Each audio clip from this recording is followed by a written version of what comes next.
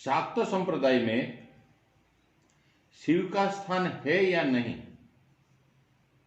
शाक्त संप्रदाय में शक्ति को ही मानते हैं, तो वो शक्ति का स्वरूप क्या हो सकता है?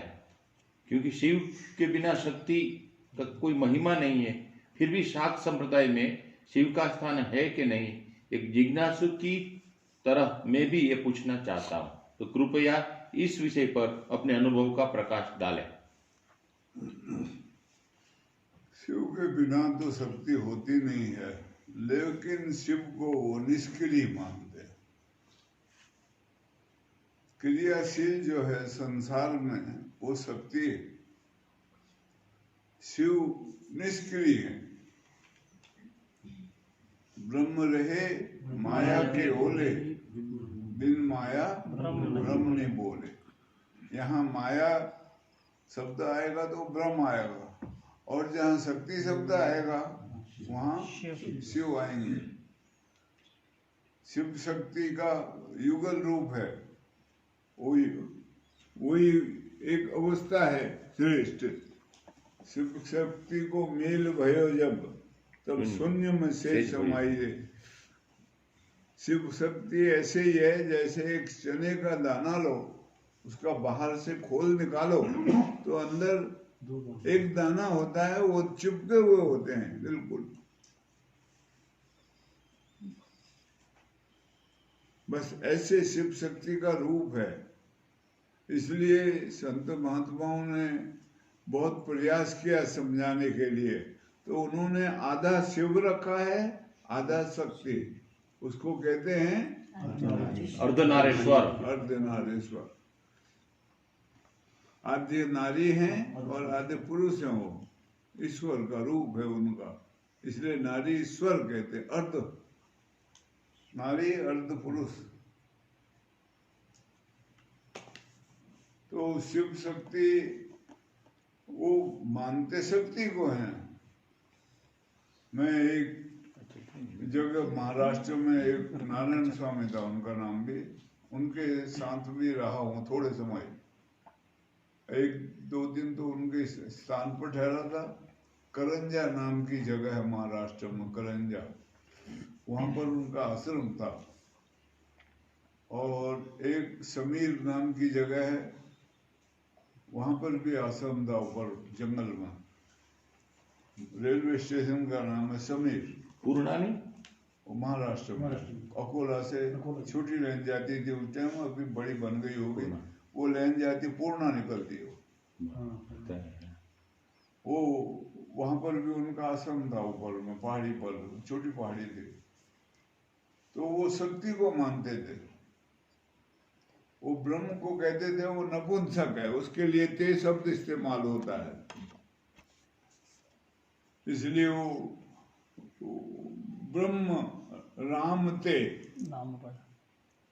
वो कहते हैं ब्रह्म जो है राम का स्वरूप ते शब्द से संबोधित होता है। वो नपुंसक लिंग में ते लगता है। तो वो कहते थे ब्रह्म कुछ नहीं करता है, निष्क्रिय है बिल्कुल, शक्ति ही सब कुछ करती है। उनसे मेरी बहस होती थी उस टाइम पर। मैं कहता था अगर ब्रह्म न हो तो शक्ति की उत्पत्ति कहाँ से होगी। उनसे ऐसे मेरी बहस होती थी। वो कहते हैं बेशक उत्पत्ति हुई है उससे, लेकिन जब फसल लगती है तो आप क्या जड़ को खाते हो कि दानों को? वो मेरे को ऐसे समझाते थे। फसल लगी है जड़ से, लेकिन खाने के काम दाने आते हैं, जड़ नहीं आती। वो घास फूस में गिनी जाती है, उसका कोई महत्व नहीं है। इसलिए वो कहते हैं संसार में सब कार्य शक्ति करती है। वो मूल माया उसी को बोला है। भगवान भी उसी का नाम है असल में। जो भगवान शब्द इस्तेमाल होता है वो उसी के लिए इस्तेमाल होता है, वही है मूल माया। लेकिन अभी हमारे ख्याल में आता है भगवान। तो वो सीता को बड़ा मानते थे और एक कहानी सुनाते थे कि राम महारावण से लड़ने गए थे जब, महारावण ने उनको मूर्छित कर दिया, राम मूर्छित हो गए। तो फिर बाद में सीता माता गई उससे युद्ध करने के लिए, और फिर उन्होंने उसका वध किया और राम को जीवित करके लाई। ऐसी कहानी सुनाते थे वो। तो वो शक्ति को महत्व देते थे, लेकिन शक्ति का अपना स्वतंत्र रूप नहीं है। जो शाक्त संप्रदाय है भारत का था, जब वो शक्ति को मानता था, लेकिन सब उच्छृंखल थे सारे, उसका दुरुपयोग करते थे शक्ति का, क्योंकि उसका मालिक ही नहीं है तो वो किसके अधीन होगी। शक्ति स्वतंत्र रह नहीं सकती कभी, वो बहुत विध्वंसक कार्य करेगी। ये कापाली जो जिनका वर्णन आता है, वो शक्ति के पुजारी होते थे, शक्ति को ही मानते थे, और उन्होंने शंकराचार्य का बलिदान देने के लिए करा था। पुराने समय में बंगाल और आसाम ये दो इलाके थे, एक का नाम था बंग, एक का अंग। ये तीन इलाके थे पुराने, आज उनको प्रांत कहते हैं। उस टाइम ये राजाओं के अधीन होते थे। तो अंग, बंग और कलिंग ये तीन थे पूर्व भारत के बड़े देश। उड़ीसा, अंग आसाम था, बंग बंगाल और कलिंग उड़ीसा।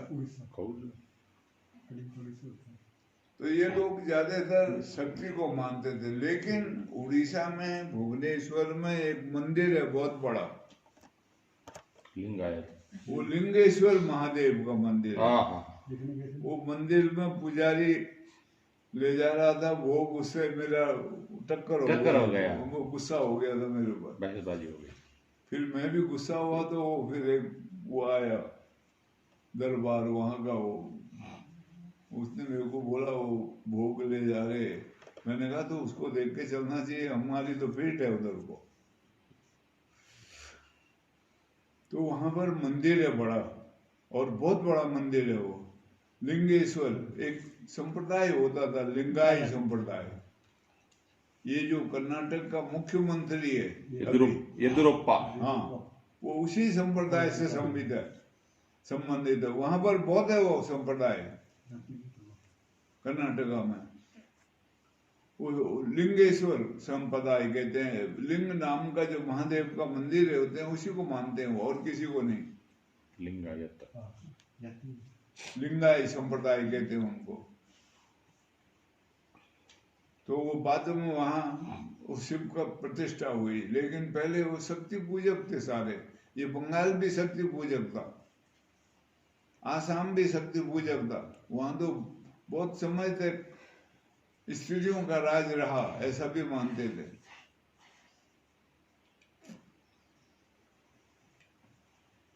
तो बगैर शिव के शक्ति हो नहीं सकती।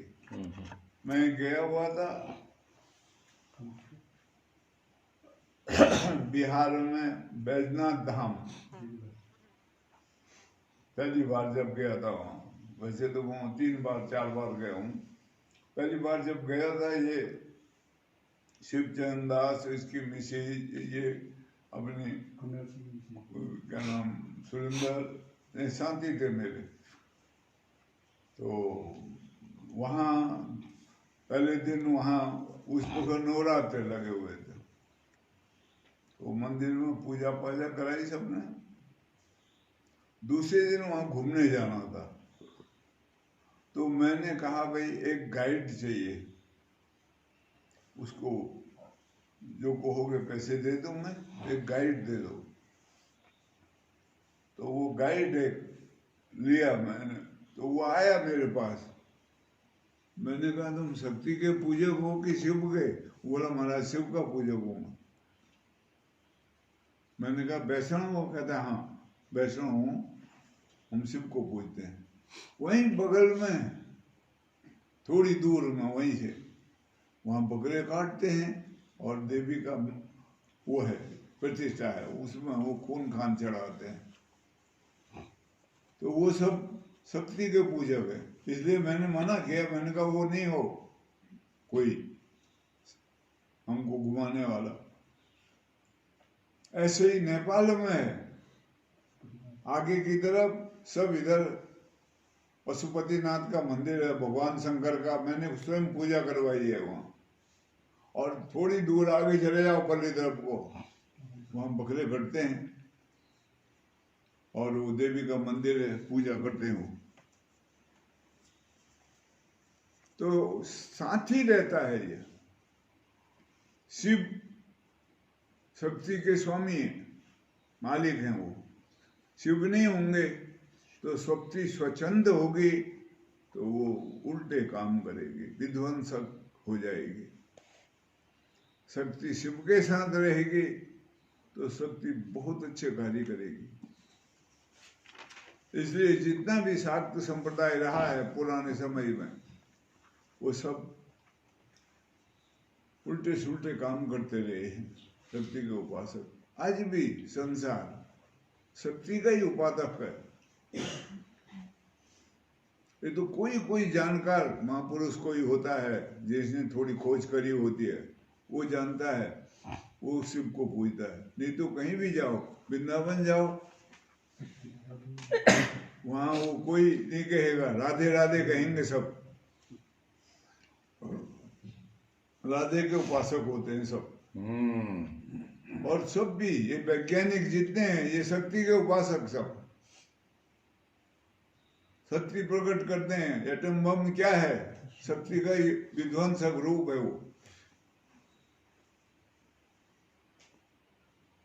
शक्ति को जो शिव में समर्पित करता है, जो शिव में शक्ति को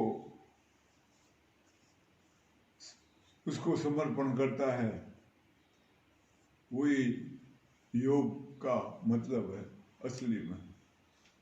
हमारी जितनी भी शक्तियां हैं सब समेट करके, और वो जो हमारे स्वरूप है, हमारा जो लिंगेश्वर महादेव बैठा है अंदर, उसमें समर्पित करना है।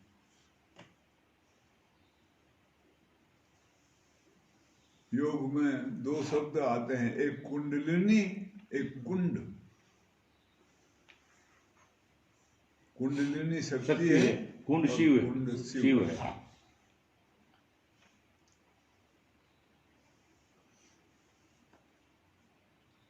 तो इसलिए जब शक्ति शिव के अधीन होगी तो रचनात्मक कार्य करेगी, शुभ कार्य करेगी, सब लोगों को राह दिखाएगी, सुलटी तरफ चलाएगी। और जब शक्ति स्वच्छंद होगी तो उत्पात मचाएगी। उसका स्वामी होना चाहिए। हर एक का, साधक का भी स्वामी होता है। हमारे बहुत से संत महात्मा अपने को स्वामी का दास, सेवक, दास कहते हैं। और अपने को कईयों ने तो सुहागी कहा है। मेरा स्वामी है, मैं सुहागी साधक हूं। संत कबीर आदि ने भी अपने को सुहागी बोला। आगे कोई है?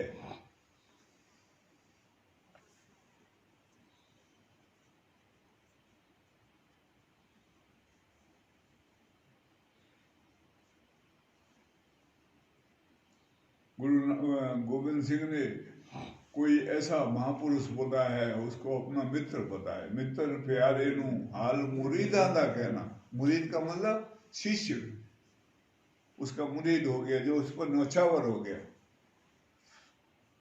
मित्र प्यारे नू हाल मुरीदा दा कहना। तुझ बिन रोग रजाइयां का ओढ़न, नाग निवासा दा रहना। कहना तू नहीं है मेरे सिर पर तो रोग रूपी रजाई ओढ़ी हुई है, मैंने रोग लगे हुए हैं। और जब सोता हूं तो नीचे सांप पड़े होते हैं। ऐसी अवस्था आ गई थी उनको यहाँ। तो वो आगे एक मालिक होता है। मालिक के बगैर अगर कोई कहे मैं स्वच्छंद हूं तो वो मनमत हो जाएगा, मनमौजी हो जाएगा, हरे का मार्ग अख्तियार कर लेगा। इसलिए शक्ति को माने, शिव को माने या न माने, पर शिव उसके आराध्य होते हैं। शक्ति को शिव के ऊपर ही समर्पित करा जाता है। जितनी मर्जी शक्ति अर्जित कर ली जाए, अगर शिव नहीं है तो शक्ति गलत कार्य करवाएगी।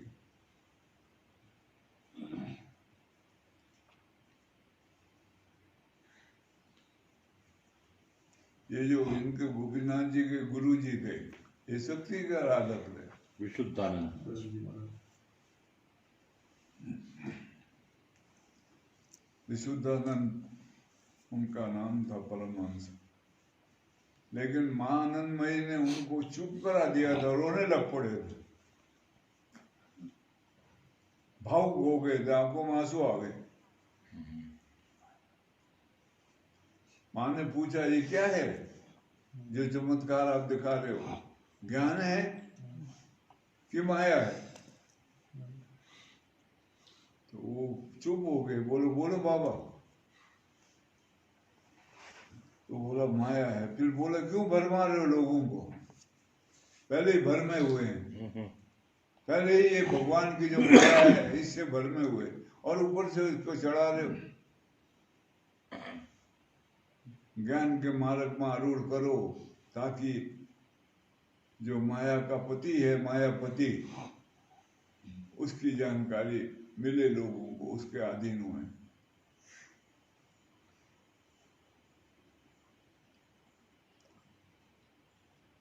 भगवान कृष्ण को उसका मालिक माना जाता है। सब शक्तियां उनके अंतर्गत थी, जब चाहे जिस शक्ति से कार्य करवा सकते थे। महान शक्ति संपन्न महापुरुष हुए।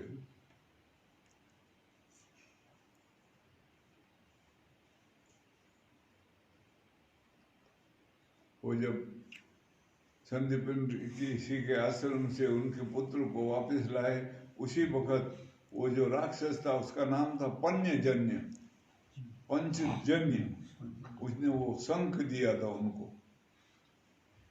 पांचों के ऊपर विजय तभी प्राप्त कर ली थी उन्होंने।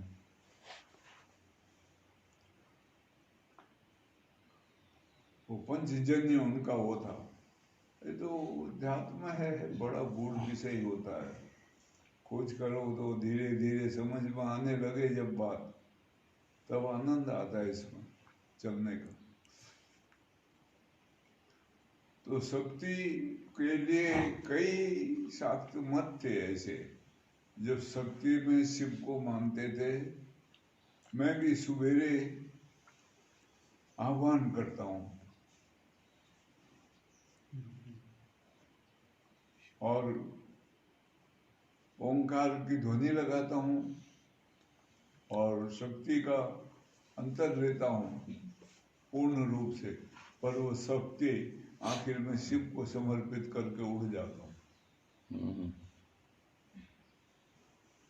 और शिव मेरा स्वरूप है, अपना होना है, मेरा अस्तित्व है, वो वही है और है नहीं कुछ उसके अलावा।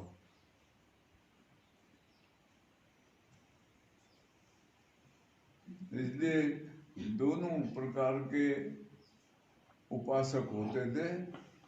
एक शक्ति शिव को अर्पित करने वाले और एक शक्ति को स्वच्छंद धारण करने वाले।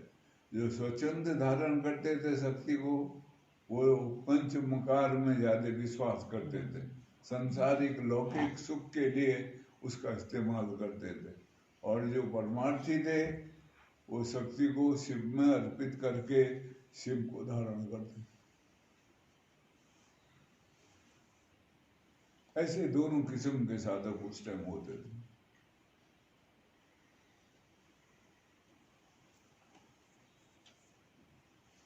हुआ क्या